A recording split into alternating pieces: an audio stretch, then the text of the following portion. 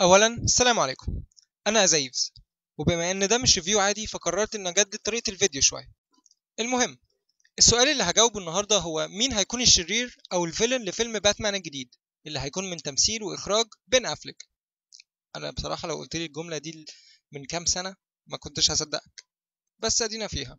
المهم، هل هو الجوكر اللي كان في سوسايد سكواد بتاع جاريد ليتو، ولا ديد شوت، ولا يمكن هارلي كوين، ولا اللي كان نفسنا كلنا فيه ريد هود اللي عملوا لنا لا مؤاخذة في الكلمة تيز لي في باتمان في سوبرمان، ولا حد تالت خالص؟ والإجابة هي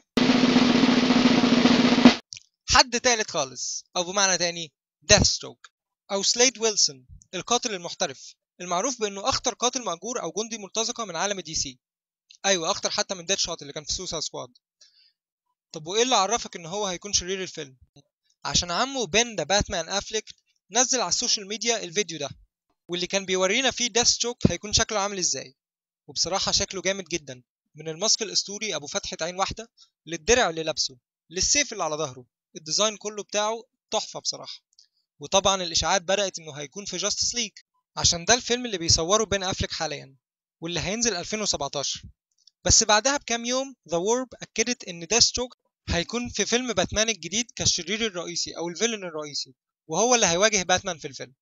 ودلوقتي بالنسبة للناس اللي ما تعرفش مين هو ديثستروك هو زي ما قلت في الأول أخطر جندي مرتزقة في الدي سي، وده بسبب إنه محترف في استخدام الأسلحة، وعنده خبرة كبيرة في الفنون القتالية وخبرة كبيرة في استخدام السيوف، فهو يكاد يضاهي باتمان في كل حاجة.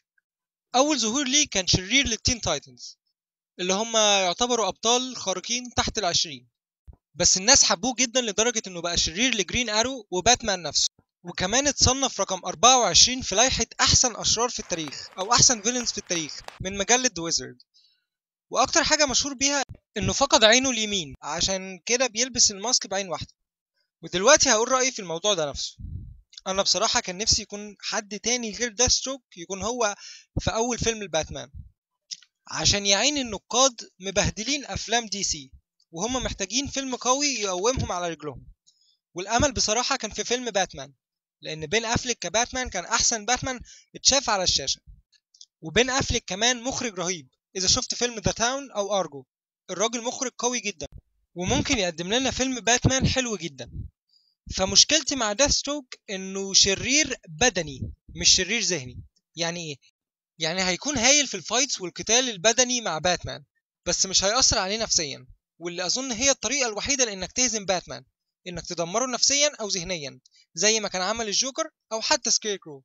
وطبعا اللي كنت أفضله إنه يكون هو الشرير هو ريد هود، عشان ده هيكون شرير ذهني وبدني في نفس الوقت. ولو ما تعرفش مين ريد هود، اتفرج على فيلم باتمان أندر ذا ريد هود، من أحسن أفلام الأنيميشن اللي هتشوفها.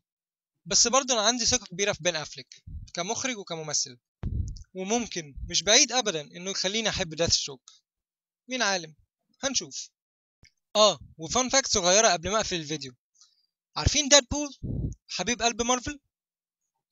ديدبول ده يعتبر تقليد او سرقه من شخصيه داث ستروك. مارفل سرقت دي سي في الشخصيه دي. شكرا لكل اللي اتفرج على الفيديو، ويا ريت لو عجبك الفيديو تعمل لايك شير وسبسكرايب عشان ده بيساعدني جدا. وشكر خاص للجماعه دول عشان كانوا بيساعدوني بالكومنتس واللايكس بتاعتهم. كان معاكم أزايفز، السلام عليكم.